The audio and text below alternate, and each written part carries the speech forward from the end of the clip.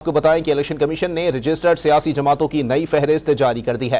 पाकिस्तान तहरीक इंसाफ बगैर chairman registered सियासी जमातों में शामिल है। आपको अपडेट कर रहे हैं कि इलेक्शन कमीशन ने रजिस्टर्ड सियासी जमातों की नई फहरिस्त जारी कर दी है। पाकिस्तान तहरीक इंसाफ बगैर चेयरमैन रजिस्टर्ड सियासी जमातों में शामिल है। इलेक्शन कमीशन के पास अब तक 168 सियासी जमातें जो हैं वो रजिस्टर्ड हैं। गुज़िश्ता हफ्ते इलेक्शन कमीशन ने 13 जमातों का इंदराज भी किया है। मजीद जानते हैं डॉन न्यूज़ के नुमाइंदे इरफान सदोज़ई से। इरफान, मजीद अपडेट कीजिएगा इस फहरिस्त के हवाले से।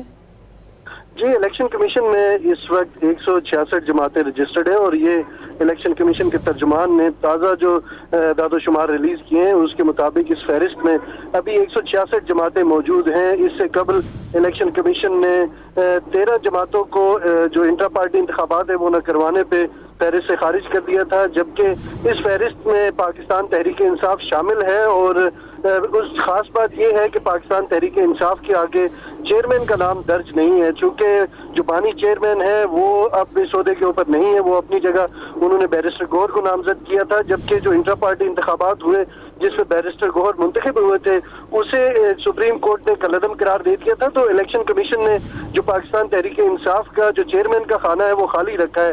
इससे कबल ANP को भी जो इंटर पार्टी इंतखाबात है वो न करवाने पे 10 मई तक मोहलत दी है और 20,000 रुपए जुर्माना किया है। तो अभी इंतखाबात से कबल जो रजिस्टर्ड सियासी जमातें उनकी जो फहरिस्त जारी हुई है उसमें 166 जमातें इस वक्त मौजूद है। जी, बहुत शुक्रिया इरफान सदोज़ई अपडेट करने के लिए।